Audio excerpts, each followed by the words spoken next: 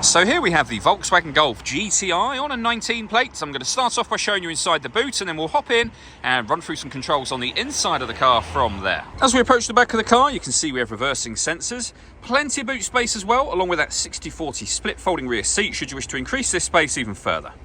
Okay, now that we're inside the car, we're going to start with the dials. On the left-hand side, we have the rev counter and coolant temperature gauge, and on the right-hand side, the speedometer and the fuel gauge as well.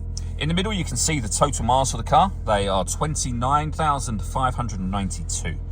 You can change the information displayed within this section by using buttons on the steering wheel. You can see the information for yourself as I scroll along it at the top there. And the buttons that you use to do that are just here and here as well. We've got stereo controls over on that right-hand side. They continue on the left-hand side along with cruise control. Once you set cruise control, hit this button here. This car is able to maintain its own distance between itself and the car in front, both speeding up and slowing down automatically, depending on the car in front's speed. And then over in the center, we have the touch screen for the car. So you can access the radio menu. We have DAB, FM and AM radio just there.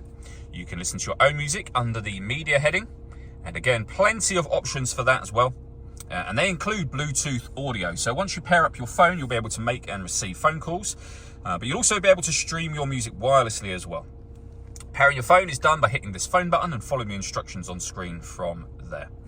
Working our way down from that, we then have dual zone climate control. So you can adjust the passenger temperature, the driver temperature.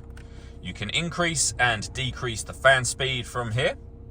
When you're happy with those settings, this button will turn your air conditioning off in this case, or back on again.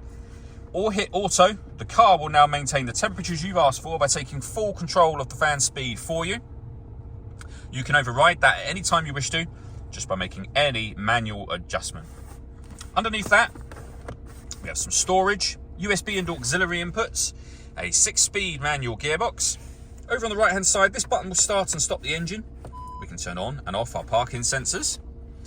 We can turn off the stop and start for the car. This car is designed to cut out when it's stationary in traffic to save you fuel.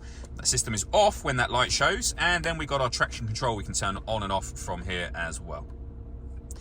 The mode button will change the driving setup of the car, so you can put the vehicle into eco, normal, sport or individual modes, and under individual you'll be able to customize these settings for yourself. All that leaves me to say is thank you for taking the time to watch this video. If you'd like to come and see the car in person and have a test drive, please feel free to call either of our MJA sites. We'd love to hear from you soon.